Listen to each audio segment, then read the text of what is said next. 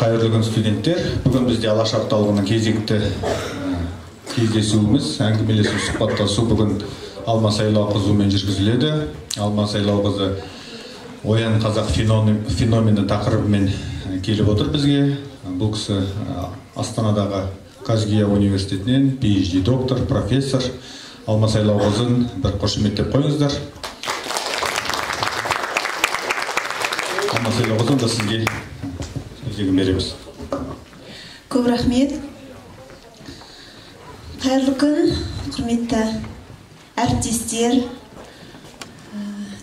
алдыңғы буын ағалар, кейінгі буын інілер, сіңілер. Бәрлеріңізді осы Алаш айлығы аясында жүргізіліп жатқан осы бір шараның куәгер ретінде көргеніме қуаныштымын. Барлықтарыңыз бүгінгі дәрістен өздеріңізге, жүректеріңізге тиетіндей кішігірім ақпарат алып кетеді ғой деп үміттенемін. Ең алдымен осы шараны ұйымдастырып жатқан барлық ізгі жанашыр замандастарға мыңда бір алғыс деймін. Өйткені шын мәнінде біз дәл осындай дәрістерді осыдан 30 жыл бұрын бастау керек едік. Дегенмен де ештен кеш жақсы, ұлттық сананың жаңғыруының қай кезде де игілігі болатыны анық. Сондықтан бұйырса осы басталған оң өзгеріс, осы қадам өзінің баянды жалғасын табады ғой деп үміттенемін. Сіздердің назарларыңызға бүгін мен Оян қазақ феномені деген тақырыппен келіп отырмын. Жалпы Алаш тақырыбын зерттеп жүрген соңғы 7-8 жыл ішінде, оның ішінде Алаш публицистикасын өзіме жақын, тәуелсіз журналистика бастауларын зерттеп жүрген уақытта мен біздің Алаш мұрасының әлі мыңнан бірі зерттеліп болмағанына көзім жетті. Әр қырынан келіп, бүгінгі заман талаптарына сәйкес соны зерделейтін болсақ, көп дүниеге қанық болатынымыз анық. Соның бірі феномен деген атқа лайық бір ғана Міржақыптың өлеңінен басталып алған жоқ. Бұл сол кездегі біздің зиялылардың үлкен қоғамдық санаға әсер еткен құбылысы деп айтауға болады. Біз әрине оны тар мағынасында түсініп келдік қанша уақыт бойы. Оян қазақ, сондай қазақты оятқысы келген жыр деп қана түсіндік. Ал оған үңіле келе біз одан да кең ауқымды идеяның қайнар көзі екендігінің куәсі болдық. Сол әсерлеріммен, сол зерттеулеріммен өздеріңізбен бүгін бөліссем деймін. Егер қандай да бір сұрақтарыңыз болса, пікірлеріңіз болса, белсенді араласып отыруды сұраймын. Ең алдымен Алаш қайраткерлері деген уақытта біздің санамызға не оралады? Сол туралы әсіресе жастар, сіздерден бір ауыз пікір күтемін. Алаш қайраткерлері дегенде сіздерде қандай ассоциация туындайды? Сол маған өте қызық, зерттеуші ретінде. Араларыңызда бір-екеулеріңіз пікір айтам десеңіздер, мархабат. Өйткені қазіргі уақытта бізде мынау Алаш орда, Алаш партиясы, Алаш үкіметі, Алаш автономиясы, Алаш зиялылары деген ұғымдарға байланысты кей жастарымыз әлде болсын байыбына бармай бір-бірімен шатастырып жатады. Сіздердің ойларыңызша қандай, сіздердің пікірлеріңіз қандай? Алаш қайраткерлері дегенде қандай ой оралады саналарыңызға? Батылырақ болыңыздар. Еркін форматта бір-бірімізбен пікір алмасайық. Сіздер... Менің ойымша бұл қазақ халқының сондай бір намысшыл екенімізді ең бірінші көрсеткен кісілер. Және өзі Қазақстан тарихында мен сүйікті тұлғам Әлихан Бөкейханов еліміздің ең алғашқы президенті болып танылады деп ойлаймын. Рахмет, көп-көп пікіріңіз. Есіміңіз кім? Нариман, бауырым, көп-көп рахмет пікіріңізге.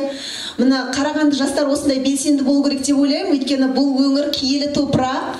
Біздің Алаш қайраткерлерінің көбісі осы жерде дүниеге келген. Біздің хандығымыздың көптеген символдық қасиетті жерлері осында. Сондықтан сіздер белсенді болу керексіздер деп санаймын. Біз енді Алаш деген уақытта біздің ойымызға ең алдымен әрине осы Алаш қайраткерлеріне ойымызға оралады. Дегенмен олар өздерін Алаш қайраткерлеріміз деп атамаған. Ол туралы білесіздер ғой, оларға осындай атау беріп, осындай айдар тағып, насихаттап жүрген кейінгі буын. Оның өзінде мынау 90-шы жылдардан кейін 89-шы жылдардан бері қарай біртіндеп ақтала бастаған уақыттан бастап қолданылған ғылыми айналымға түскен термин. Олар өздерін алаш қайраткеріміз деп санаған жоқ. Олар өздерін қазақтың азаматымыз, қазақтың тәуелсіздігін, қазақтың азаттығын алуға күш салмасақ, білімділер, зиялылар біз күш салмасақ, онда мәңгілік құлдықтың қамытын кигеніміз киген деп жан ұшыра өздерінің қысқа ғана ғұмырларында өмірін осы жолға арнаған азаматтар. Қазақ мемлекеттігін қай жылдан бастау керек деген талас туындайтыны да белгілі. Оны біреуі қазақ мемлекеті тек 91 жылы құрылды десе, екіншілері сонау большевиктер құрып берген, өзімізге жерімізді анықтап берген 18 жылдан бастайды. Дегенмен біздің қазіргі осы алаш тақырыбында зерттеп жүрген ғалымдардың пікірінше, біздің 1847 жылы Кенесары ханның, қазақтың соңғы ханның билігінен кейін 70 жыл уысымыздан шығып кеткен, мемлекеттікті қайтарған, осыдан 105 жыл бұрын 1917 жылы тура 5-12 желтоқсан аралығында екінші жалпы қазақ құрылтайында алдыңғы буын ағалары мен кейінгі буын інілерімен ақылдаса отырып 7 күн құрылтай өткізіп, соның негізінде алаш Алашорда үкіметін сол жерде үкіметті жасақтап автономияны жариялау, мінекей бұл біздің қазақ мемлекеттігінің қалпына келу еді. Ол 2,5 жылдай өмір сүрді. Ол мемлекет өзінің уставы, өзінің үкімет мүшелері, өзінің айқын бағыты, әскері болған біз толыққанды мемлекет болдық, құрметті жастар. Оны біз қазір айта бермейміз. Ал бірақ тура содан кейін тағы да 70 жыл бойы құлдық қамытын кигеннен кейін 91 жыл бізге 70 жыл сайын бізге осындай мүмкіндік беріліп тұр. Енді осы тәуелсіздігімізді алақанымызда сақтап қана қоймай, оның тұғырын да бекітпесек, онда әрине біздің мүмкіндіктен мүлт кетуіміздің зардабы өте үлкен болуы мүмкін. Сондықтан біздің алаш қайраткерлеріміз, біздің қазақтың ренессансын жасаған, қазақ жерінде өзінің мемлекеттігін қайта құруға мүмкіндік берген осы зиялыларымыздың идеясы не болды? Олар неге оян деді? Сол туралы сіздермен бүгін ой өрбітеміз. Ең алдымен біздің осы мықты азаматтарды толғандырған нәрсе не болды? Ол жер болды. Өйткені жер болмайынша мемлекет болмайды.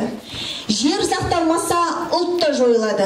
Ұлт жойылу үшін одан кейінгі факторлардың барлығы жер қолымыздан сусып кеткен уақытта ары қарай жойыла береді деген түсінікке сенімді болды. Өйткені мен кадет партиясынан не үшін шықтым деп Әлихан Бөкейхан мақала жариялайды. Сол кездегі негізгі себебінің бірі кадет партиясындағылар жердің сатылғанын қалайды. Ал егер біз жерді сатсақ, башқұрт секілді жерімізді мұжықтарға сатып жерсіз қаламыз. Жерсіз қалдық деген сөз мемлекетсіз қаламыз. Мемлекетсіз қалдық деген сөз ұлтымыз жойылады деп кадет партиясынан шығуының басты себептерінің бірі осы дейді. Және де біз өзіміз, олар автономияға қарсы кадет партиясы Ресейдегі, ал мен автономия алып еліміздің азаттық алғанын қалаймын. Сондықтан да осыдан шықтым дейді. Яғни ең алдымен оның армандары ол азаматтардың жер болды. Алдарыңызда бірнеше карта тұр. Біріншісі картаны осы алаштың мықты азаматтары Әлихан Бөкейхан, Мұстафа Шоқай және Мұхамеджан Тынышпаев башқұрттың, татардың Ахмет Уәли Закидимен бірге отырып осы картаны түзіп шығады. Және де бұл жерде ежелгі Жошы ханның алтын ордасы болған жерде сол ұлыстардың басын біріктіріп, түркі тектес ұлттардың бәрін біріктіріп, үлкен бір мемлекет құрсақ, солардың бәріне тәуелсіздік алып берсек деп армандайды. Көріп тұрғандарыңыздай, бұл картада қазіргі кездегі кейбір елдер жоқ. Міне 100 жыл бұрын ғана біздің жеріміз мінекей осындай карталы болған. Қазір бірінші көріп сіздерге экранға шығып тұр ғой, мынау қолмен сызылған сызбада, мысалға Өзбекстан жоқ ол жерде. Және де осы жерді Әлихан Бөкейхан қарай келіп, 1911 жылы Санкт-Петербургтан қазақтар деген тарихи анықтамалық очерк жазады. Сол жерде 9 облыс бір Астрахан губерниясы және Алтай өңіріндегі 3 ояз қазақтың байырғы жері. Ол жерде келімсекке қарағанда қазақтың саны әлде қайда басым дейді. Сол кездің өзінде Астрахан губерниясы мен Алтайға өте көп переселендермен шоғырландыру күшейген. Ол келімсектер сол кездің өзінде қазақтың санынан аса көп болмаған. Сонда осы жерде қазақтың байырғы мемлекеттігін қалпына келтірсек деп армандайды. Алаш автономиясы мен Түркістан автономиясының екеуінің басында тұрған Мұстафа да Әлихан да идеялары бір, мақсаттары бір, осы үлкен шар тәріздес жерде өз мемлекетімізді құрамыз деп жоспарлайды. Егер тура сол жоспарлары жүзеге асқан уақытта, мінекей көріп тұрған айналадағы қоңыр түсі сәл басқаша болған біздің ең соңғы кеткен Ресейге берілген жерлеріміз және де Өзбекстанға кеткен жерлеріміздің барлығымен біздің картамыз осындай болушы еді. Олар неге жер дейді? Не үшін жер деп қайта-қайта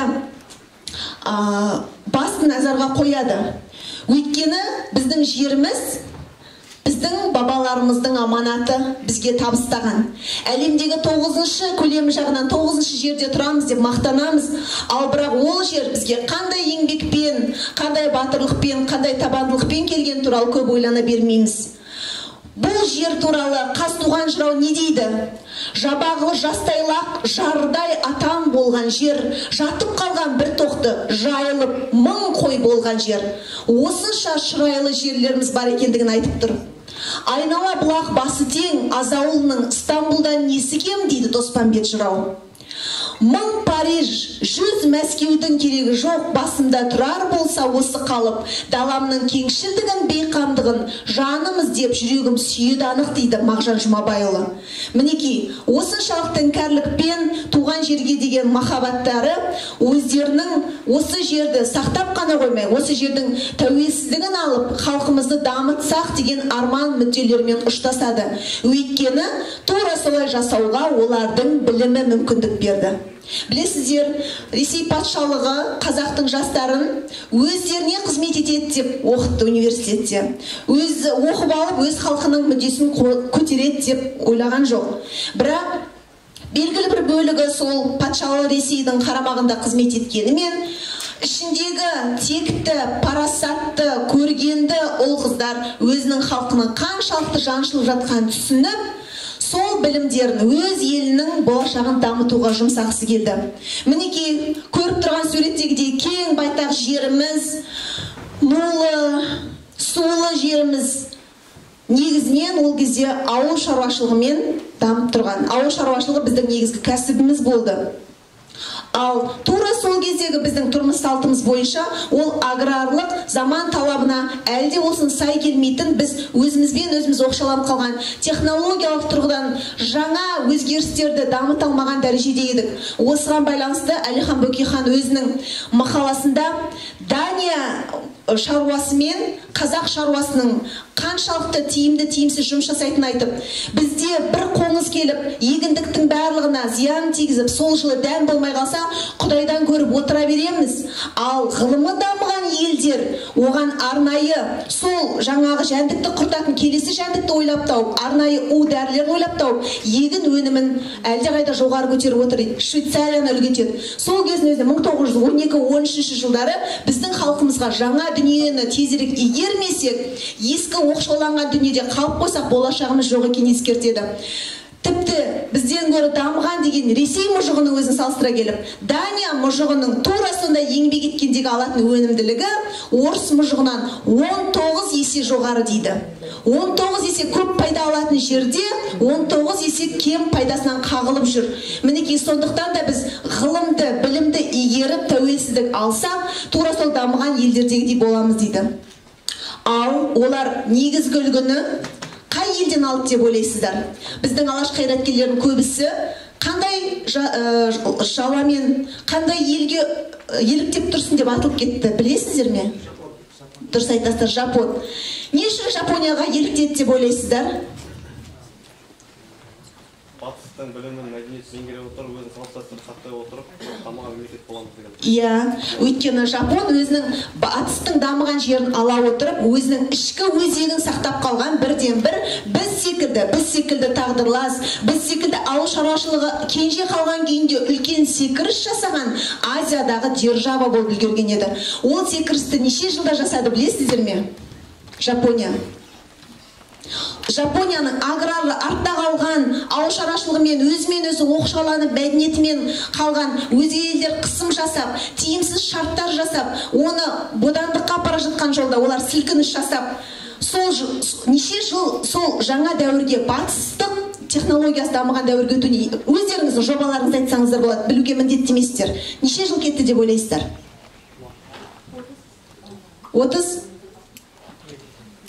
Қараңыздар, 21 жылда феодалдық артта қалған, дамымай қалған, бүкіл батыс елдері тізесін батыратын, келіп кемелермен оқ жаудыратын, арнайы офицерлік, мундирлі қазіргі НАТОның солдаты секілді қуып келген уақытта кимоносымен қашып жүрген жапондар айналдырған 21 жылда үлкен реставрациядан өтеді, үлкен жаңғырудан өтеді.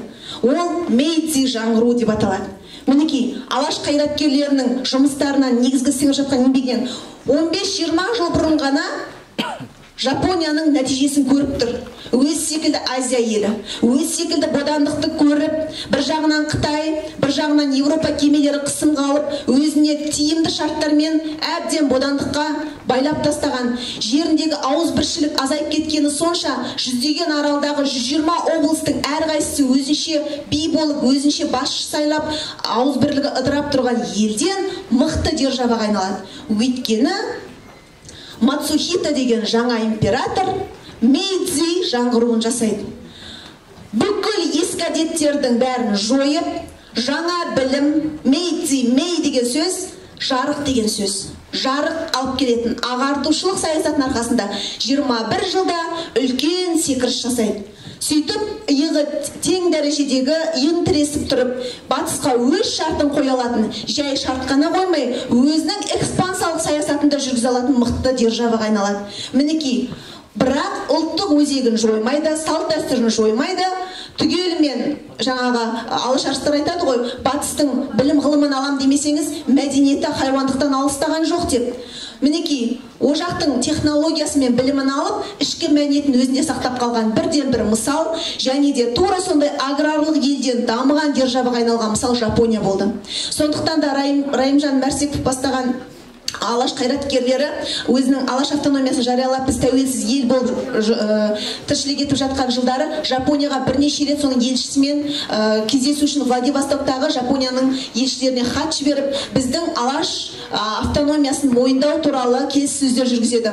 Жақында ғана біздің университетке, Астанадағы Нәрікбаев университетіне Уяма Тамахихо деген ғалым келді, қазір суретін көрсетем. Сол Жапонияның сыртқы істер министрлігінің архивінен алаш қайраткерлерінің арнайы осы құжат хаттарын тапты, Жапонияға жіберген. Сол жерде бізді қолдаңыздар, біз автономия жарияладық, өзіміздің тізгінімізді өзімізге алдық. Сөйтіп, мінекей енді мына жақтан келген ақтар, қызылдар деген шабуылын біздің мемлекетке күшейткен уақытта бізге қару-жарақпен, дәрі-дәрмекпен көмек беріңіздер. Біз де сіздердің осы жақтағы бір мықты жаңағы серіктес елдеріңіз секілді дамығымыз келеді дейді.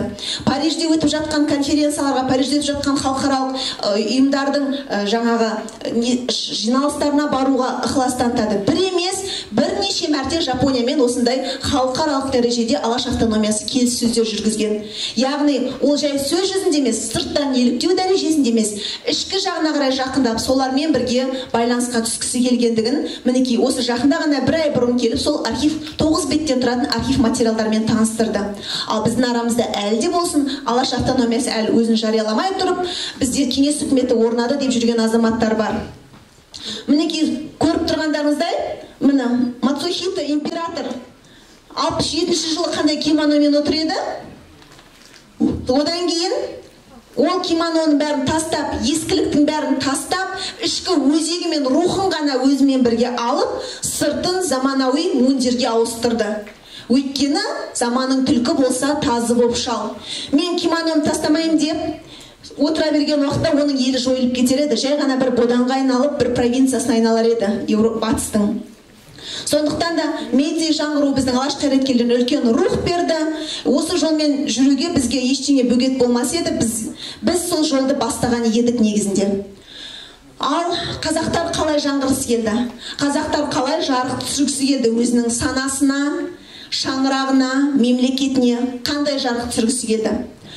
Қазақта білесіздер, киіз үйде тұрған уақытта ең алдымен таңертең ол үйдің адамдар аман есен, тіршілігін жалғастырып жатқанның ең басты символы не болған? Түндік. Түндік ашылса, таңертең ерте, ол үйде бәрі жақсы. Күн сәулесін ішіне түсті, тіршілік жалғасып жатыр деген сөз. Осыдан 6 жыл бұрын Парижде ғылыми тағылымдамамен болдым. Докторантурадағы сол кезде сол жердің жергілікті қазақтармен таныстым.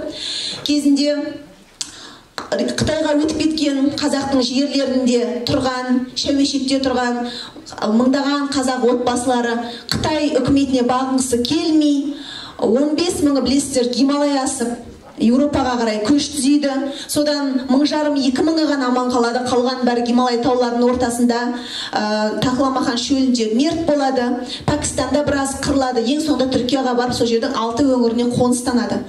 Сол жердегі азаматтарымыз көбейіп, 70-ші жылдары Түркияда кризис болғанда, еңбек нарығына байланысты Түркияның бәрі Еуропаға кетеді. Сол кезде сол Еуропада қазақтарды артынан ілесіп 80-ші жылдары Еуропаға барған қазақтар қазір мәселен 300-400 үй Парижде қазақтар тұрады. Сол кезінде Түркиядан кеткен.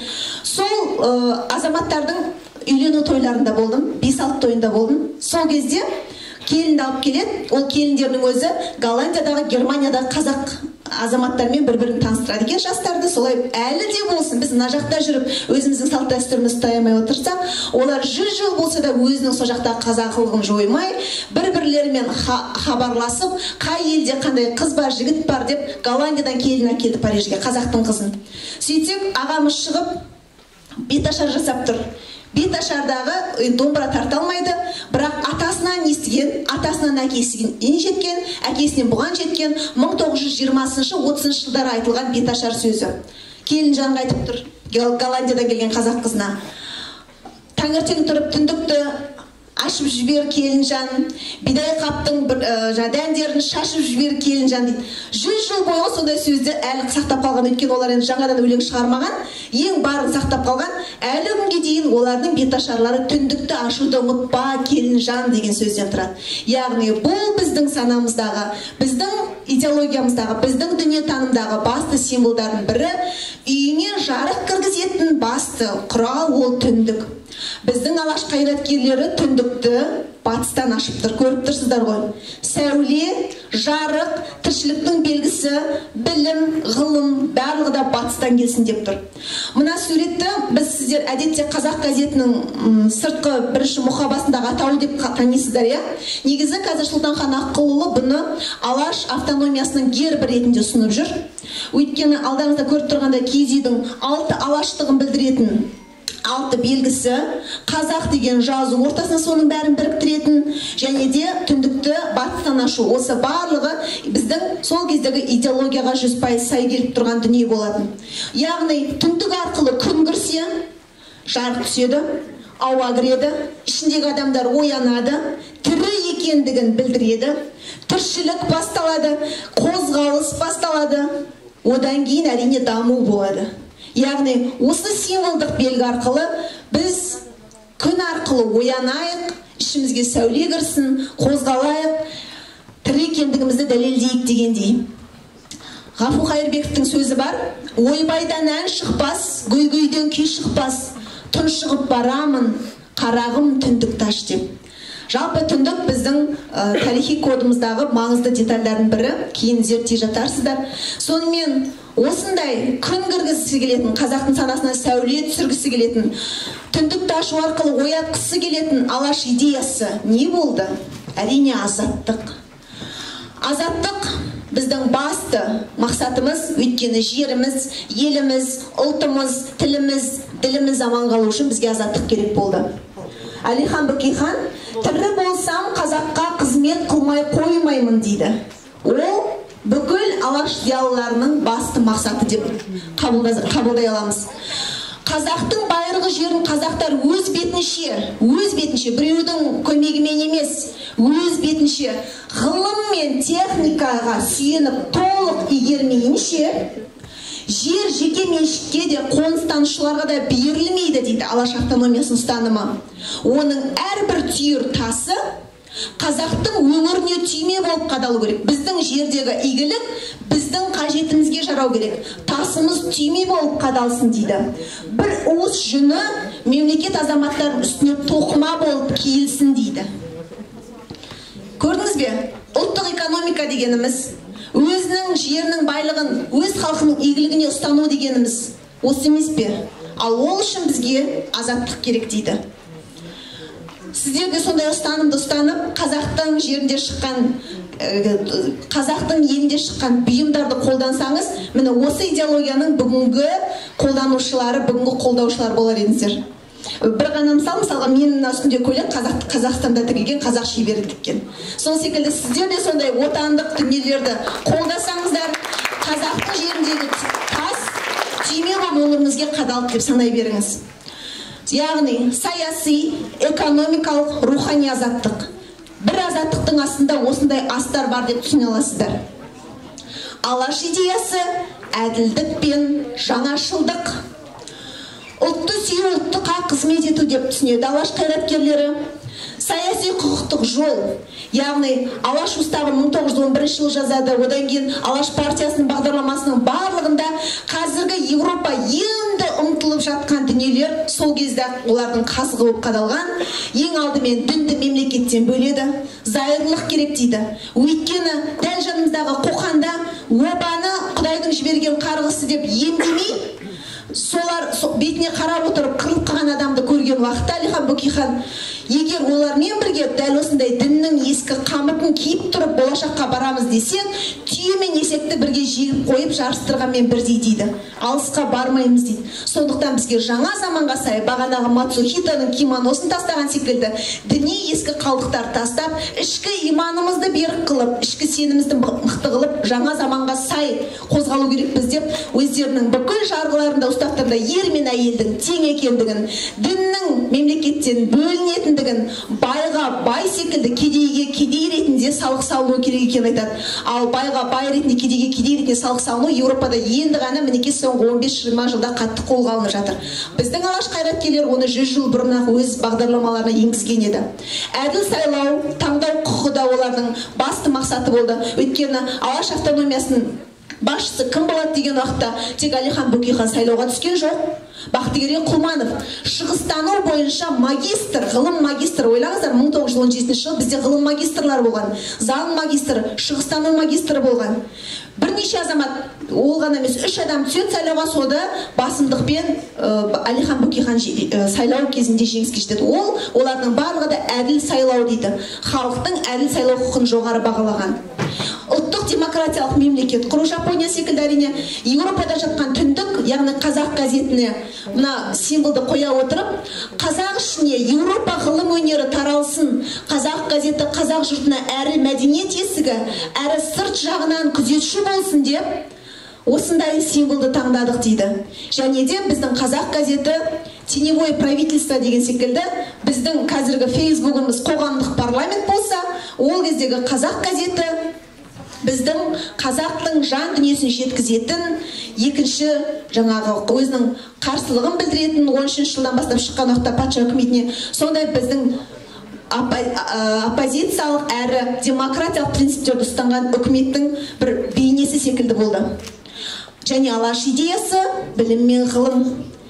Біздің қазіргі оқып жатқан әсіресе мектеп оқулықтарының барлығының негізін салып беріп кеткен, сол туралы оқулық жазған қазақ тілінде, қазақтың санасына сай етіп жазған оқу құралдарының барлығының авторы алаш арыстары болды. Өйткені естеріңізде болса, саяси жолды жабады Ленин бастаған үкімет. Сонда олар не дейді Әлихан Бөкейхан қазақ оқығандарына? Не балаларға сабақ беріп, не журналға, газетке мақала жазып алашқа қызмет қылмасақ, не қазақ тілінде кітап жазбасақ, өзге жол бізге бөгеулі ғой дейді. Саяси жол жабылды, бірақ олар қамығып отырған жоқ, менде депрессия деп, қазіргі заманның тілімен айтқанда. Ендеше басқа қырынан қазаққа қызмет етейік дейді. Қараңыздар, алқа бейресми ұйымы шығармашылық ұйымы жоспарланады. Ахмет Байтұрсынұлы әдебиет танытқыш, мәдениет тарихы, әліпби, баяншын жазады. Міржақып Дулатұлы есеп құралын жазады. Халел Досмұхамедұлы жануартану, табиғаттану, адамның тән тірлігін жазады. Мағжан Жұмабайұлы педагогика, Жүсіпбек Аймауытұлы психология, тәрбиеге жетекші деген құрал жазады. Назипа Құлжанова мектептен бұрынғы тәрбие, балабақша ісі. Соны жазса, Иса Тоқтабай бастауыш жағрафияны, Бірмұхамед Айбасұлы жаратылыстану құралы, Жұмағали Тілеуліұлы гигиена жазады, қазақ тілінде, қазақтың ұғымына сай қылып, жалаң аударма емес. Файзолла Ғалымжанұлы геологияны, Мұхтар Әуезов әдебиет тарихы, Қаныш Сәтбаев алгебраны, Әлімхан Ермек, Сұлтанбек Қожанұлы мемлекеттің өзінің мұрагер ретіндегі рухы орысқа келіп жатқан, біздің тілді үйрен деген бағытта Телжан Шанұлы орысқа қазақ тілін үйреткішті жазып шығады. Жұмағали Тілеуліұлы медицина, Жұмахан Күдерұлы биология, Құдайберген Жұбанов Қошкүлки Меңгерұлы лингвистика, тіл саласына арнап оқулықтар жазады. Бұл бір парасы ғана. Сонда астрономияны аударып отырған Әлихан Бөкейханұлы жердің күнді айналатынын айту үшін ғылыми тілде жазса қазақтың баласы түсінбейтіндігін ұғып, қалай аударады деп ойлайсыздар? Ат қазығын айналғандай жер күнді айналады деп жазады астрономияға. Түсінесіз бе солай етсе? Қазақтың баласы тұрмыс салтына сәйкес мектепке барып жүрген қазақтың баласы осындай ұғымды жақсырақ түсінеді деп ойлайсыз ба? Көріп тұрсыз ғой, барлығы біздің ұғымға сай. Педагогика, Мағжан Жұмабайұлының жақында мен ғылыми мақаламыз жарияланады, педагогикадағы ұлттық таным деген. Ол жерде де қазақтың баласына, қазақтың мысалын, мысалға силлогизмді, индукция, дедукцияны қазақы ұғыммен түсіндіреді. Біздің қазіргі әсіресе мұғалімдеріміз сол кітапты оқыса, біздің қазақ баласының жаны мен рухын әлдеқайда жақсы түсінеді. Осы кітаптардағы бастауыш, баяндауыш, жасуша деген сөздің барлығын біз әлі күнге дейін қолданып келе жатырмыз. Негізгі іргетасы сол кезде қаланды, және осыларды жазып кету арқылы қазақ ғылымының іргетасын қалап, біздің ұлт ретінде жойылып кетпей, тіліміз тек ауызекі тілде емес, ғылым тілі болып та қалыптасуына үлес қосты. Яғни біздің алаш идеясы білім мен ғылым екендігін осыдан-ақ түсіне аламыз. Алдарыңызда мына үлгіні алып келдім. Астана қаласында Қайым Мұхамедханов атындағы 90-шы гимназияда осы жаңағы кітаптардың қайсысының авторы кім екендігін суреттермен бірге осындай стендіға білген. Сіздерде де мүмкін осындай дүние жұғысты болар деп, сіздердің университеттерде осындай жақсы үлгі алуға болатын шығар деп суретін алып келіп тұрмын. Мінекей осылай суретімен бірге ол автордың аты жөнін, қандай кітапты жазғанын көрсетсек, жастарымыз әлдеқайда оны жақсы түсініп есінде сақтар ма еді. Сонымен алаш идеясы жаңағы азаттық, білім, сәуле түсіру арқылы қазақты оятқысы келді. Алаш қайраткерлерінің бірі, алаш партиясының мүшесі болған Сұлтанмахмұт Торайұлы не дейді? Қараңғы қазақ көгіне өрмелеп шығып күн болам. Өйткені күн оятады, күн жарық түсіреді, күн жылытады. Міржақып Дулатұлы оян қазақ дейді. Ол үшін алдымен өздері оянды, өздері заманауи болды, өздері білім алды. Қазақ оқығандары деген атқа лайық болып, ел бастайтын азаматтар, сіздер адаспаңыздар, әйтпесе қазақ баласы артыңыздан еріп, олар да адасады деп, өздері соған бар жағынан лайықты болуға тырысты. Қазіргі кезде кейбір біздің асыра жаңағы бұрынғы заманда аңсайтын немесе бір діни позициясы радикалды тұрғыдағы кейбір азаматтар айтады, қазақ қыздары ешқашан басын жалаң бас қылмаған деп ойлай айтуға болмайды. Мінекей қазақтың оқыған қыздары алғашқы дәрігері, алғашқы журналисті, әрқайсысы өзіне тән жарасымдылықпен, әдептілікпен Еуропаның дамыған елдердің жалпы заманына сай киіне отырып, өзінің танымын кеңейте отырып, ішкі рухын, өзегін жоғалтпаған азаматтар. Яғни жер, білім, зайырлық, құқық, дін, тіл, ұлт даму жағынан, барлық жағынан алдымен өздері оянды деп айта аламыз. Оятуға байланысты оян қазақты бірінші Міржақып жазды деген қате болар еді. Маса болып ызыңдап оятқысы келген Ахмет Байтұрсынұлы алдымен. Өткен жол ғана сіздерге осы бірнеше күн бұрын Алмас Сырғабайұлы суретші келді ғой.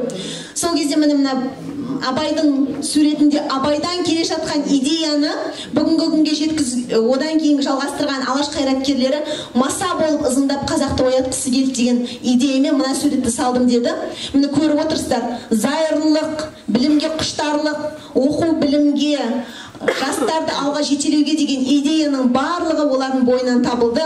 Маса болып ызыңда боята отырып, жаңа заманға жетелегісі келді. Осы дүниелерді қазір біз көбірек репрезентация жасап насихаттауға жетпіз деп ойлаймын. Осы мінекей нағыз шынайы Алаштың идеясын түсіндіретін осындай тың суретшілеріміз көп болса екен. Оянбаса не болар еді? Мына жерде кішкене жылжып кетті. Ең алдымен жерден айырылар едік, тілден айырылар едік, дүниетаным тілден айырылар едік. Құлдық қамытты киіп, мемлекетіміз түгелімен жойылып, санамыз түгел құлдық санаға 100% айналып сөйтіп, біз ұлт ретінде жер бетінен жойылуымыз мүмкін еді. Міржақ Дулатұлын сіздер енді біріміз бізге дейінгі біздің ата-анамыз халық жау деп білді бұл азаматтарды. Сіздерден алдыңғы буын біз тәуелсіздік кезінде мектепке бара бастаған біз бұларды ақын жазушы деп қана білдік. Ал енді сіздер олардың қандай қайраткер, күрескер, ұлтының лидері болғандығын білетін дәрежеге жеттіңіздер. Оған да шүкір. Бір бойынан бірнеше қасиет табылған, мына қазақы ғылыми тілмен айтқанда синкреттік өнер дейді ғой. Мысалға бұрынғы бір жыраудың өзінің бойында әрі дәрігерлік, әрі ақындық, әрі жыраулық бірнеше қасиет болған. Сол секілді біздің Алаш қайраткерлерінің бойында да сондай синкреттік өнер бірнеше қасиетті қатар меңгерген. Мұстафа Шоқай мен Әлихан Бөкейхан мысалға 7-8 тілден білген деген деректер бар. Мінекей осындай мықты азаматымыз оян деп қазақ халқына үн тастайды. Ең алдымен 1909 жылы 25 жасар Міржақып, араларыңызда 25-тегі азаматтар бар шығар. 25 жасар Міржақып Оян қазақ деген өлеңдер жинағын шығарады. 1911 жылы екінші рет басып шығарылады. Қазіргі тілмен айтқанда бестселлер, масс-маркетке шыққан, сатылымға шыққан кітаптың жұрттың ықыласына деген, ерекше ықыласына ие болғаны соншалық, ол кітапқа деген сұраныс күшейіп, тек қазақ жер емес, көрші елдердегі туыстас ұлттар алып оқып, сонымен үлкен рухтанады. Патша үкіметіне бұл ұнамайды әрине, қуғынға ұшыратады, шығармасына тыйым салады, өзін осы кітапты жазған үшін түрмеге тығады. Өйткені кеңес үкіметі бұл дүниені не үшін қолдамайды? Ол империалистік және отарлау саясатының жалғастырушысы еді. Сондықтан кеңес үкіметіне де бұл ұнамайды. Сонымен бір оян қазақ феномен болды деп айтып өттім сөзімнің басында. Феномен ұғымының мағынасы құбылыс, идея дегенді білдіреді. Яғни ерекше құбылыс, идеяның көрінісі жан-жағына әсер ететін, санаға әсер ететін, белгілі бір іс-әрекетке негіз болатын ерекше құбылысты біз феномен дейміз. Неге оян қазақты феномен деп атаймыз? Енді соған тоқталсақ. Мәмбет Қойгелді, ғалым, зерттеуші білесіздер. Оян қазақ дейді. Сол кездегі қазақ зиялыларына да ұнады, қазақ халқының да ойынан шықты. Яғни интеллигенцияға да ұнады. Оның қарамағында қарапайым халық, қарапайым азаматтарға да қатты ұнады дейді. Дін адамдарының да көңілінен шықты. Қараңыздар, бізде қазір бұндай ауызбірлік танытып бір нәрсені ұната қоятын дүние табу қиын шығар қазіргі уақытта. Оян қазақтың елге ұнағаны соншалықты кітапты мешіттер, молдалар елге таратты. Осыдан ақ бұл кітаптың мән маңызын байқауға, мағынасын байқауға болады. Патша үкіметі кітап авторының соңына түсті, ол кітапты оқуға тыйым салды дейді. Келесі ғалымымыз Тұрсын Жұртбай ағаны білесіздер. Оян қазақ кітабын Абайдың кітабымен бірге ұзатылған қыздың жасауына қосқан дейді сол кезде. Елестетіп көріңіздерші.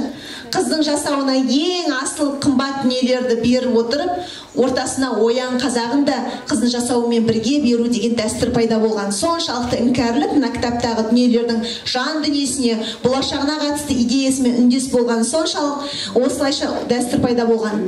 Осы оян қазақ пен Бақытсыз Жамал қазақтың жүрегінен жол тапқан алғашқы көркем шығарма болды. Олар арқылы қазақтың ішінде ояну, гүлдену, өркениетке ұмтылу деген аңсар пайда болды дейді Тұрсын Жұртбай ағамыз. Ал Түркиядағы алаштанушы ғалым Құлия Қасаболла Шенгел қазақ, түрік және ұйғыр халықтарындағы оян мотивін салыстырады. Түркі әлемін түртіп оятқан оян мотивінің авторы Міржақып Дулатұлы дейді ол. түрік емес, ұйғыр емес, қазақ бірінші оянды айтқан деп тұр. Оның оян қазақ өлеңі түркі халықтарын санасын оятуда серпіліс әкелді. Қазақстанның тәуелсіздік алуында алаш қозғалысының тарихи маңызы үлкен. Мұндай жыр түрік ақыны Мехмет Акиев пен ұйғыр шайыры Әбдіхалықта да кездеседі. Тұтастай айтқанда, үш жырда да рух бар. Демек түркі дүниесіндегі оян мотивінің қайнар көзі Міржақып Дулатұлы дейді. Қазір осы сұхбатын, видеоны бірге тамашалайық, сосын ары қарай жалғастырамыз. Türkistan'daki ilk Türk devleti, bağımsız ilk Türk devleti 1917'de Kazakistan'da kuruluyor. Alaş lideri Alihan Bökeyhan tarafından ve onun yanında sağ kolu gibi Mirjaqip Dulatoğlu diye biri var ve onun Oyan diye bir kitabı var. Onun başında Oyan. Bu Oyan motifi çok önemli Türk dünyasında. Bu motifi kullanan bazı şairlerimiz, Türk dünyasının aydınları birbirlerini okuyorlardı. İşte Oyan şiirine gideceğim. Akif de aynı. Yani Türkiye Türkçesiyle Akif'in yazdığı Uyan şiirini Mirjaqip Oyan diyor, Uygur Oygan diyor. Onun için bu Uyan şiirini okuyalım Mirjaqip'in. Közünde aş, oyan kazak, köter bastı. Anlaşılıyor mu? Gözünü aç, uyan kazak, kaldır başını. Közünde aş, oyan kazak, köter bastı. Ötkizme karanlıda bekar jastı.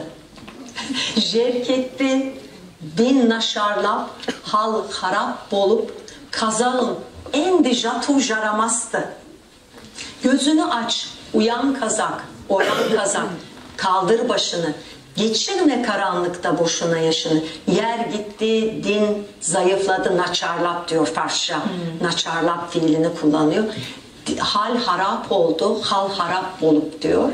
Kazağım endi jatu jaramastı. Yani o dönemi düşünürsek eğer, tabii herkesin bir davası var, bir derdi var ve sanki mesela orada hani ben kazak mazak filan gibi hitapları olmasa o şiirin içinde, ben mesela bunun bir Mehmet Akif şiirinin belki Kazakça'ya çevrilmiş hali olduğunu bile düşünebilirdim. Ne kadar güzel. Bu ruh, sizde de ruh var, o ruh var o yüzden. Ve 1909'da yazıyor. Bence Oyan motifli şiirlerin kaynağı Mirjaqip Dulatoğlu'dur. Mehmet Akif de diyor ya, baksana kim boynu bükük ağlayan, hakkı hayatın senin ey Müslüman. Kurtar o biçareyi Allah için, artık ölüm uykularından uyan. Bunca zamandır uyudun, kanmadın. Çekmediğin kalmadı, uslanmadın. Çiğnediler yurdunu baştan başa, sen bir kere kımıldanmadın. Aynı ruh. Yani aynı şartlar. Orada Kazaklar için Kazakistan'ın milli bağımsızlığı için bugünkü Kazakistan'ın bağımsızlık mücadelesinde, bağımsızlığın kazanmasında Alaş Hareketi'nin çok önemli rolü var. Yani Kazakistan bağımsızlığına kavuşması için, halkı aydınlatmak için, Cedidizmin devamı Alaş Hareketi, halkı aydınlatmak için bir hareket ve mücadele ediyorlar.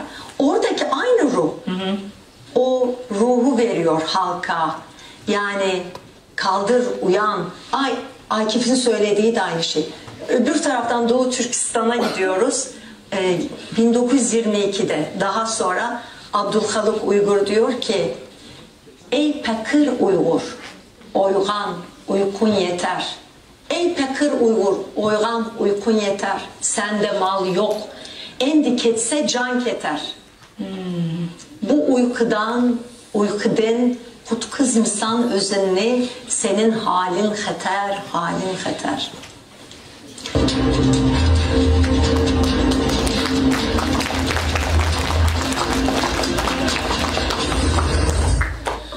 Көріп тұрсыздар, Міржақып Дулатұлының Оянына шабыттанған кітабы жер әлемді шарлап кетеді.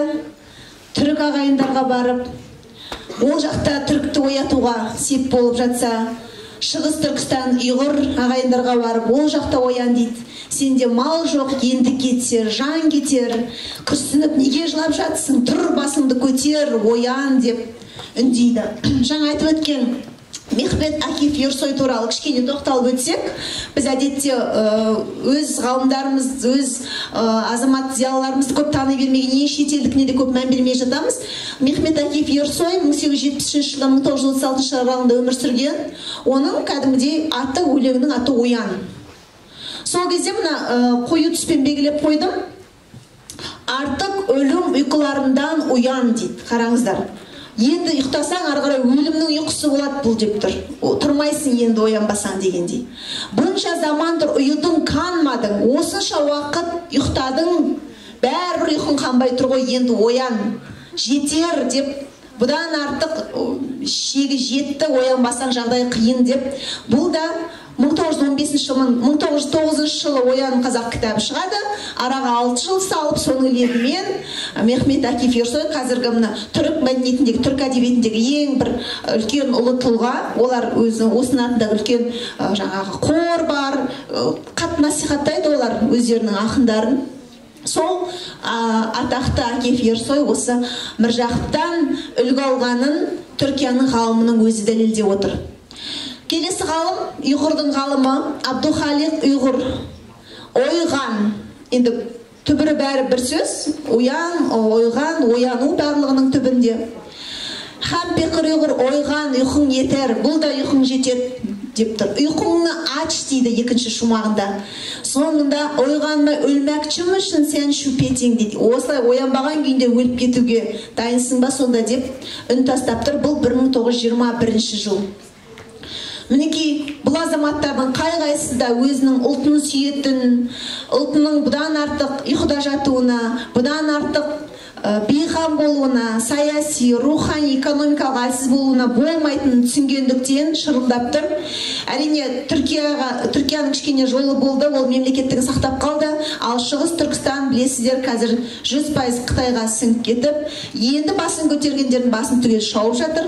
Сол кездегі оянбасаң енді бітті жан кетеді дегеннің айғағы осы болса керек. Бағана сөздің басында айтып өттім, Уяма Томохико жақында ғана Қазақстанға келіп, Жапонияның сыртқы істер министрлігінің архивінен тапқан, алаш қайраткерлерімен болған келіссөздер, алаш қайраткерлерінің оларға жазған үндеуі, сұранысына қатысты сол құжаттарды таныстырды. Бұл 1997 жылы келген бірінші Қазақстанға, сөйтіп Міржақыптың саяси көзқарасы туралы диссертациясын қорғаған. Ол не дейді? Алаш қозғалысының сол кездегі кейбір адамдардың ойлағандай тар шеңбердегі ұлтшыл қозғалыс еместігін, бұл қозғалыстың өне бойында түрлі мәдениеттер мен идеялардың өзара әрекеттесіп жатқандығын байқадым дейді. Бұл ұлтаралық келісім туралы Еуразияның көп мәдениетті кеңістік екендігі жайындағы менің түсінігіммен сәйкес келеді дейді. Ал осы өңірдің тумасы Марат Әбсемет мырза, тарих ғылымдарының докторы, Оян қазақ кітабы, осы міржақыптанушының бірі, ол айтады, Оян қазақ кітабы сол кезде Қырым, Кавказ, Түркия, тіпті Жапонияға дейін тарап кеткен дейді бұл кісінің дерегі бойынша. Жапондарға Оян қазақ таныстырған Серке газетін шығарушы татар баспагері Ибрагимов екен айтады, Абдрашид Ибрагимов. Ол Серке газетінің барлық мұрағатын бірге алып кетеді дейді бұл кісінің дерегінше. Сол жердегі жапон зиялылармен араласады, жапондар Серке газетінің 2 нөмірімен танысады. Міржақыптың Оян қазақ кітабы қатты әсер етеді. Міржақып бір өлеңінде жапон ерлігінде жырлаған, кейбір азаматтар Міржақыпты өз іштерінен жапонның рухани ұстазы деп сайлайды. Сол кездің өзінде Жапонияда Міржақып туралы көптеген мақалалар, соң жағы көрінбей тұрмында, мақалалар шығады, сөйтіп осы оян деген мотив бұл жаққа да жетіп, бұл жақты да рухтандырады дейді. Мен осыған байланысты Уяма Томохико мырзамен сөйлесіп сұрақ қойдым, осы қаншалықты дәлелдей аласыз Жапонның ғалымы ретінде, алаштанушы ғалым ретінде деп. Ол дәл осы оян мотивінің Жапониядағы әсері қандай болғандығын мен нақты айта алмаймын деді, ол туралы қатты көп дерегім жоқ деді. Сондықтан мен Жапония тарапынан бұның нақтыланып мойындалғанын әзірге көрмедім, бірақ Марат Әбсемет енді өмірінің саналы ғұмырын арнап отыр, оның деректері осылай деп тұр. Және де Марат Әбсеметтің пікірінше тағы да бұл Ататүрікке де үлгі болған дейді. Білесіздер, Түркия да тура сол біздің алаш қайраткерлері өзінің азаттығын алам деп жатқанда олардың да басы аумалы төкпелі болып тұрды.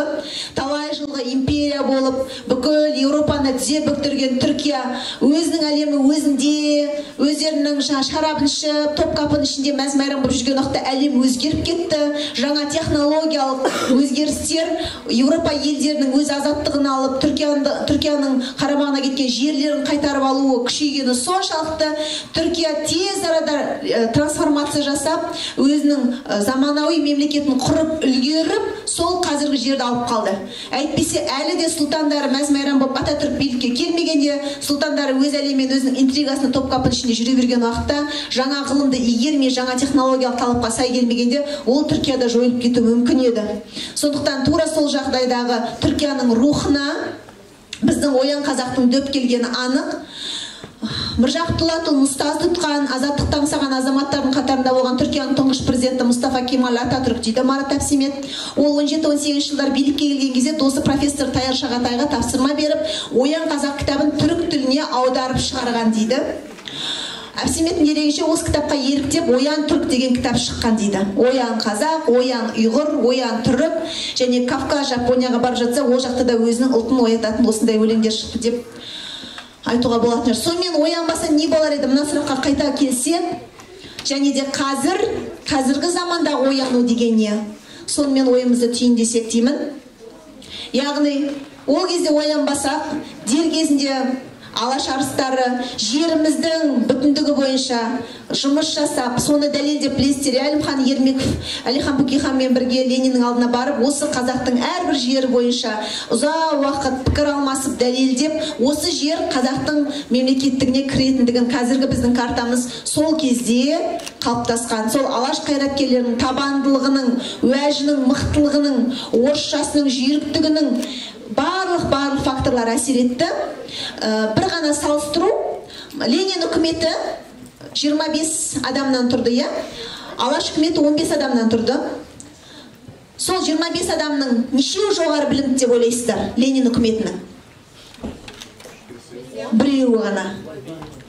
Алаш үкіметінің 15 адамның 7-еуі жоғары білімді, жай жоғары білімді емес, ғылым магистрлары болды. Соның өзінен кім қандай құндылыққа мән бергенін аңғаруға болады. Әлихан Бөкейхан өзі Санкт-Петербургта университетте Ленин сырттай бітірген уақытта Әлихан Бөкейхан күндізгі бөлімде оқиды. Сол кезден таниды ол Ленинді.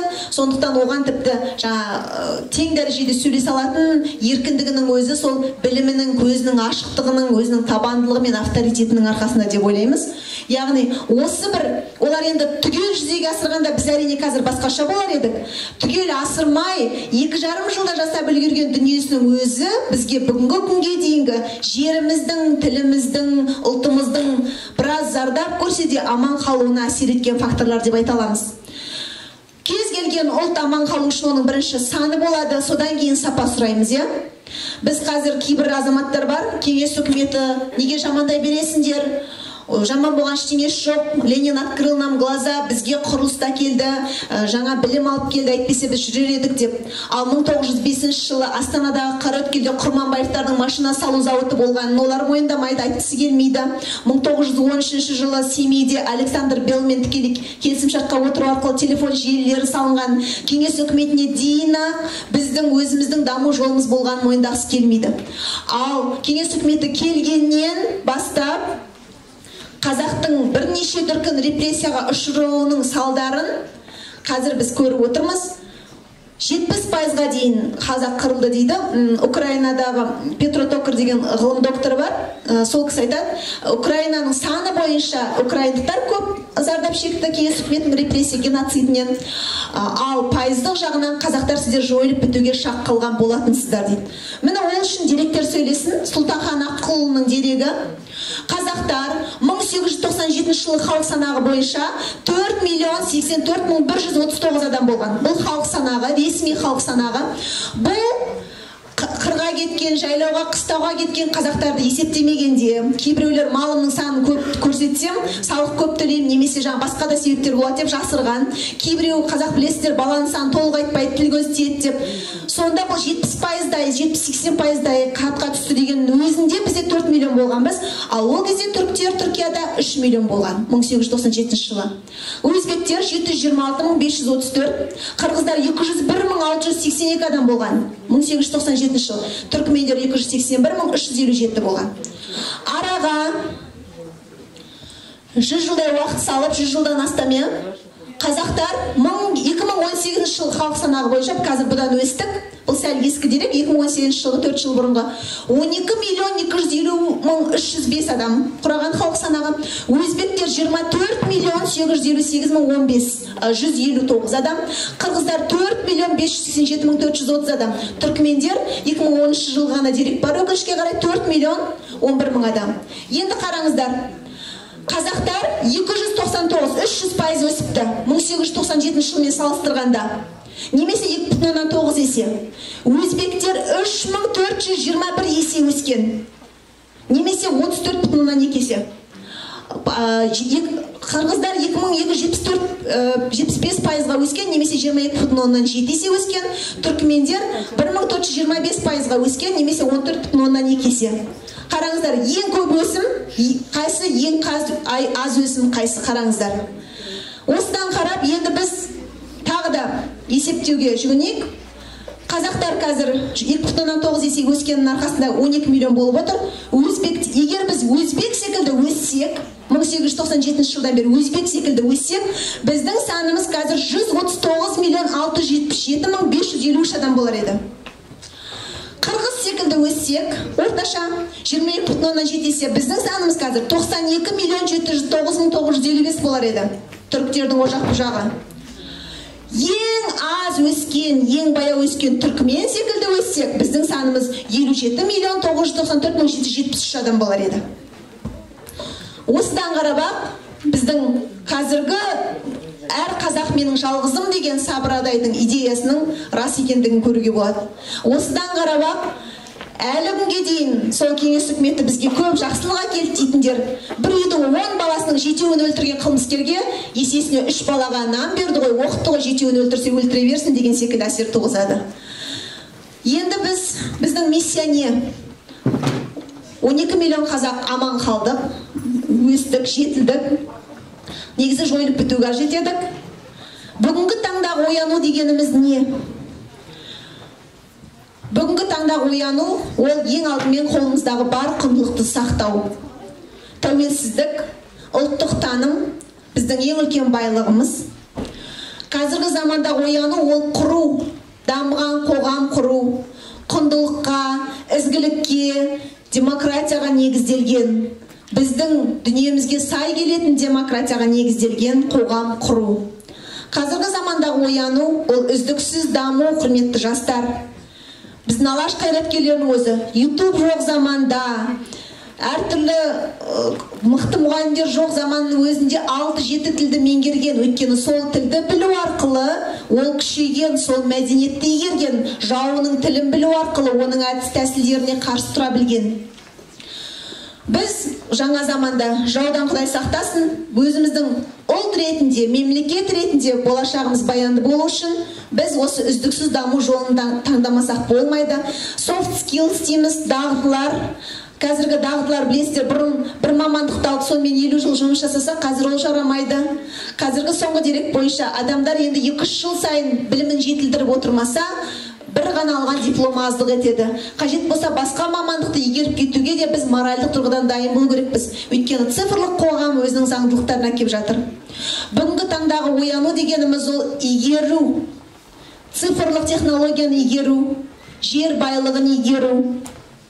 Өйткені біздің жер байлығымыз, біздің адамдарымыз, біздің ең басты құндылықтарымыз. Цифрлық технологияның тілін білмесек, кезіндегі Ресей жоңғарларға жаңағы қару-жарақ беріп бізді төпелеп, сосын өзінің бодандығын алып алған секілді, Түркияның қаншама жерінің барлығынан жаңа технологиясы басым түскен Европа айырғандай, немесе Жапонияға кешегі Мейдзидің алдындағы төнген технологиялық жаңа дамыған қарумен келіп әлімжеттік жасаған Европа елдері секілді технологиясы артта қалған уақытта қазіргі Ресей мен Украина соғысы секілді, НАТО мен алғаш қауымдық құрылыстың соғысы секілді дәреже болып қалады. Біз технологияны игермесек, ол технология бізді игереді. Сондықтан да қазіргі замандағы ояну әрине ол цифрлық технологияны игеру және дайын болу. Құрметті жастар, жаңалыққа дайын болу, жаңа талапқа, жаңа өзгеріске, жаңа Қазақстан деп жатырмыз ғой, бұйырса үміт көп. Сол жаңалықтың бәріне дайын болу, соған қабілеттерді шыңдау, біліммен толығу және әрбірімізді бағалау. Бұл бүгінгі таңдағы ояну деп айта аламыз. Жаңа цифрлық дәуір өзінің жаңа ғылыми жаңалықтарына келіп жатыр. Мен болашақ журналистерге дәріс берем. Сол жерде мінекей қазір гибридті шындық деген дүние келіп жатыр. Осыдан бір ай бұрын Астанада Астана Медиа Уиктің кезекті жиыны өтті. Сол кезде Фейсбуктың ресми өкілі келіп, өздерінің жобаларын таныстырды. Ең алғашқы сол жөніндегі Орта Азиядағы тұңғыш презентациямыз деді. Шын мәнінде енді қазір біз осында отырып, Австралиядағы бір жиналысқа қатысуға, о жердегі өзіміздің электронды бейнемізді жасап алып, Қазақстанда отырып, Европадағы бір сауда-саттық дүкеннен зат алуға сондай мүмкіндік туатын, ішін аралап жүріп көретін гибридті шындық әлеміне келе жатырмыз. Осыдан 20-30 жыл, 40 жыл бұрын мысалға біздің әке-шешемізге түрін көріп тұрып сөйлесесің десе, телефон сенбес еді. Неге? Телефонды былай тереміз, құлағымызға апарамыз деп. Жаңалық келді, өзге жаңа дүниемен қабылдайды, тіптен алдындағы адамды көргісі келмесе қолымен былай өткізіп жібергісі келетін альфа буын келіп жатыр. Сондықтан біз барлық жаңалыққа дайын болу керекпіз. Сол жағынан ояна білу керекпіз, сол жағынан санамызға сәуле түсіруге дайын болу қажетпіз. Сонымен оян қазақты араларымыздан бір жақсы оқи алатын азамат шығып, оқып, бүгінгі дәрісімізді түйіндесек. Қандай рухты азамат бар оқи алатын, сезініп тұрып, бүгінгі замандағы оян қазақты айтып тұрғандай ол. Кім батыл? Жастар? Мен жастарға сенемін, қайдасыңдар?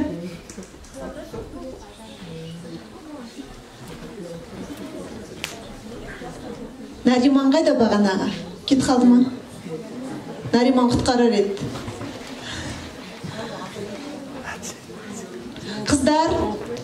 Қыздар белсенді болыңыз, келіңіз.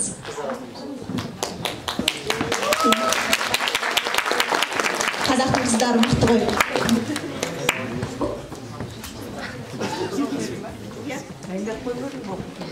Жоқ, дайындамаймын. Оян қазақ. Көзіңді аш, оян қазақ көтер басты. Өткізбей қараңғыда бекер жасты. Жер кетті, дін нашарлап, хал арам боп. Қазағым енді жату жарамасты. Найзаменен түртсе де жатырсың қазақ оянбай. Бұнша қалың ұйқыны бердің бізге ой аллай. Бар мекен бізде ғафыл жыр, атырапқа көз салсақ, көз ішкенше ұйқыға келе жатқан той алмай. Етемін үміт жастардан жаңа гүл шашқан бақшадай. Мұратын оңай кім табар, жар салып жұртқа қақсамай. Халыққа жастар басшы бол, қараңғыда жетектеп, терең судан өтерме, мың қойды серге бастамай.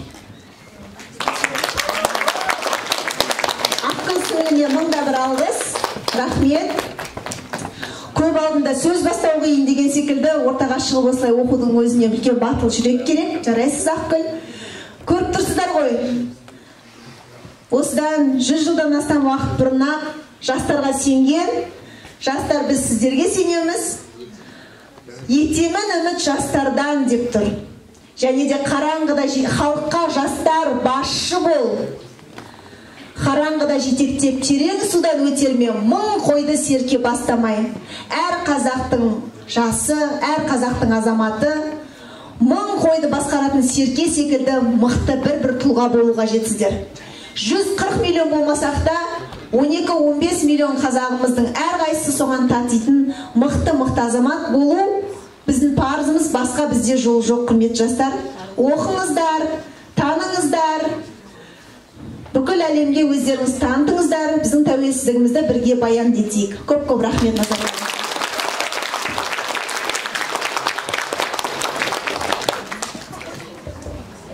Алмас Айлауқызы, көптен көп рахмет. Осындай танымды, тағылымды жастарға оян қазақ феноменін аша отырып, бүгінгі күнмен сабақтастырып дәрісіңізге. Енді бізде қонақтар келіп отыр. Дәріске сұрақтарыңыз болатын болса, бірінші біз қонақтарымызға сөз беріп алайық.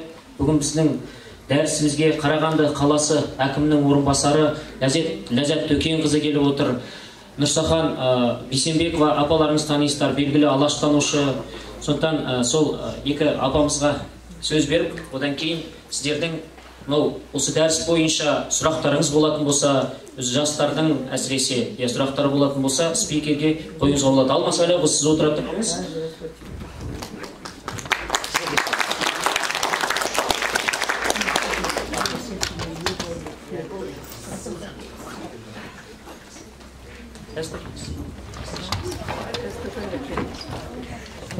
Бүгін біздің тарих факультетінде бір үлкен жаңалық. Бізге өмірінде мұндай алашты насихаттаудың бастамасында тұрған Ләззат сіңліміздің келуі, Ләззат Төкеніне сізге көп-көп рахмет. Бұдан 2 жыл бұрын сіздің шақыруыңызбенен госслужащийлардың алдында Ләззат Тасымовна, мен, Смағұлова, Гүлнар үшеуміз бар. Алаштың осы тақырыбын оқығанда сол госслужащийлардың жігіттер бедеп айтқан бізге. Ең соңында: ойбу, апай, біз бұны Нұр Отанның бағдарламасы екен деп жүрсек, бұның бәрі алаш айтып кеткен екен ғой деп. Міне соның бастауында тұрған сіз едіңіз. Міне сол бүгін енді айлыққа ұласып, Құдайға шүкір, сондай үлкенге жалғасып жатыр. Сізге көп-көп рахмет айтамын. Ал енді бүгінгі дәрісті журналист сіңліміз туралы айтсам, шындығында да өте эмоционалды, керемет дәріс. Нағыз журналистік тұрғыдан талдау жасалған, нағыз алаштың автономиясының, Алашорданың тарихи маңызын бүгінгі жастарға осы тұрғыдан баға беріп түсіндіргеніңізге көп-көп рахмет айналайын. Нәрікбаев университетінің филиалында жұмыс істегенмін, мен 5 жылдай. Ол жердегі мықты-мықты ғалымдардың біразын білемін. Сіз сол университетте жүріп, енді алаштың демократия үшін, заң үшін, сайлау үшін, дума үшін күресіп жатқандығының барлығы өзіңіздің дәрістеріңізде айтылады деп мен сенемін. Бүгінгі дәрістің мағынасы біздің жастар үшін, мына жерде отырған обычно 1-2 курстың студенттері, олар үшін бұл керемет бір үлкен жаңалық, біріншіден мотивация болды. Бұлар одан рухтанды. Қазіргі кезде жастардың рухын сөндіріп алатын басқа жаһанданудың неше түрлі жағдайында осындай дәрістің болғанына мен өте ризамын. Сізге рахмет. Сөзіңіздің әрқайсысын қарап отырдым. Журналистерде көп қыстырма сөз болушы еді. Бір қыстырма сөз жоқ, тек қана сол бағытқа бейімделген дәріс болды деп мен есептеймін. Сізге көп-көп рахмет. Ал енді мына сізге дәріс оқыған сіз бақыттысыз, өйткені бұл қара шаңырақ Ернияр Тажбуркеттің өзінің қолымен салған 72 жылғы шаңырақта сіз айтып жүресіз: мен сол шаңырақта жастарға 105 жылдықта дәріс оқыдым деп. Ол сіздің өміріңіздегі журналистиканың бір тарихи беттері болып жазылады. Көп-көп сізге рахмет айналайын, жолың болсын. Келіп тұр біздің университетке. Енді мен кішкене көп сөйлемеймін, тамам ауырып тұр. Енді жаңа Нұрсахан Ахметовна айтып өтті. Идеяның негізі Нұрсахан Ахметовна бергенде ол самая ең маңыздысы, ол біздің осы біздің алаш айлығы деп жатырмыз, алаштың рухы деп жатырмыз. Соны басқа форматта жаңа сіз айтып өттіңіз, жаңалық деп. Мен соған қосыламын, өте қосыламын. Негізі жаңалық и формат деуге де болады. Өзінің форматын өзгерте, информацияда басқа түрде сінеді адамға да. Мүмкін жастарға да осы формат керек еді. Басқалай алашты көрсету, басқалай алашты ашу, қызықтыру, білу, бізге солға бас мақсат бізге сол болды. Әкімшілікке, әкімнің идея, әкімнің қолдауы болған. Қабдолович, енді кешеден бізде өзгерістер болып жатыр, өздерің естіп жатсыздар. Облыс әкімі. Сондықтан ол кісі де кеше сұрап жатыр менен, қалай болып жатыр, қалай аудитория қалай, жастарға қалай нетіп жатыр, біздің тарихшылар қалай екен, Нұрсахан апа қалай екен, ол кісі қалай оценка беріп жатыр деп. Я говорю, өте мықты болып жатыр. Аудитория мықты, жастарға ұнап жатыр. Әділеттің фейсбугынан шықпаймыз, келмесек те постоянно көремін эфирінде. Үлгермедім енді жұмыста болып, кеше Ахмет әлемі деген керемет бір семинар болыпты, ол жерде кеше көрдім, фейсбукта ашып, енді өзім де әсер алып қалдым.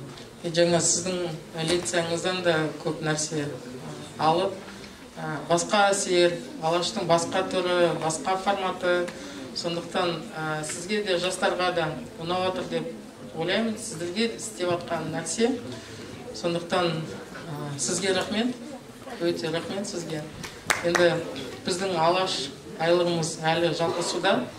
Негізі бүгін үлкен флешмоб болады, сағат 3-те қосылсаңыз да болады. Алихан Бөкейхан ауданында мурал салынған үйде, сол жерде үлкен флешмоб, жастар қосылады. Бия бір жылдығына орай сағат 4-те НДК Майқұдықта фильм көрсетеміз. Сол жерге де келсеңіздер болады. Жастарды да шақырамын келсін. Сондықтан әлі алда, көп айтарымыз да алда, көрсетіміз де алда. Сондықтан келесі жылда сізді шақырамыз. Сіздерге рахмет, жастар қолдағандарыңызға рахмет. Нұрсахан Ахметовна, сізге үлкен рахметімді, алғысымды білдірейін деп отырмын. Әлия Жақып, Нұрсахан, Нұртас. Сондықтан, негізі тарих факультетінде тарихшылар, жаңа Нұрсахан Ахметовна айтты ғой, мен көрдім, здание, не деген керемет здание, білесің бе, Петровтың кезінде салынған. Нұрсахан Ахметовна қалай кешегі тұрған секілді жап-жаңа болып тұрды, жоқ, бұл тарихи здание деп. Сондықтан осы біздің құндылығымызды, әрі осы алаш рухын, алаш идеясын сақтайды, ол біздің қолымызда. Бізден ғана біз жаңа Оян қазақ деген қыз оқыды, есімін аял деді ма? Бақытгүл. Жаңа оқып шықты, енді мықты оқыдың, молодец. Сондықтан өзімізге рухтанып жүрейік. Рахмет сіздерге.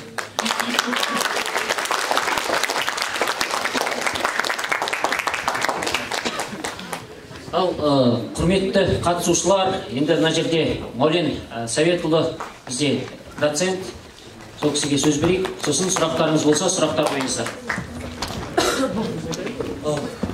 Ең алдымен Алмас Сайлауқызы өзіңізге ерекше алғысымды білдіргім келеді. Құлыншақтар мынандай бір ерекше дәрісті тыңдап, үлкен бір оқиғаға себеп болып отыр. Қонақтар келіп отыр. Бәріңіздің қадамдарыңыз құтты болсын. Енді Алма мына айтқан ойларыңызға бір пікірімді қосқым келіп еді. Мысалы жаңа феномен құбылыс дедік. Біз өткенді танығанда, өткеннің нақты қалай болғанын емес, бізге қалай құбылып келіп көрінеді, соны ғана танимыз. Алаш қайраткерлерінің заманындағы ел басына түскен жағдаймен дәл қазіргі біздің басымызда түсіп тұрған жағдай жер мен көктей алшақтығы. Бірінші осы Оян деген мәселені айтқан кезде бізге келіп құбылып тұрған қандай мәселелер, сол кездегі құбылыс пен осы құбылыстың екеуіне ортақ нәрсе бар. Оны мына ғылымда өзіндік зат дейді. Өзіндік зат әрқашан құпия болып қалады. Ол бүкіл халықтың мыңдаған жылдарғы тәжірибесінен түзілген рух. Ол ғылымда, этнологияда былай дейді. Әр халықтың өзінің мәдениетінің орталық идеясы бар. Сол идеяны көрсететін, қанша заман өзгерсе де ойында сақтайтын сол мәдениеттің бір ағымы, арнасы бар. Жаңа қарап отырсаңыздар, біздің алаш қайраткерлері, бабаларымыз барлығы сол замандағы үлгі тұтқан жапон халқы. Жапон халқының жаңа 19 ғасырдағы 21 жылдың ішінде қалай дәстүрлі өмір салтынан заманауи неге өтті деді. Тура сондай, мысалға 1945 жылғы Ұлы Отан соғысынан кейінгі екі бомбаны тастап бүкіл Жапон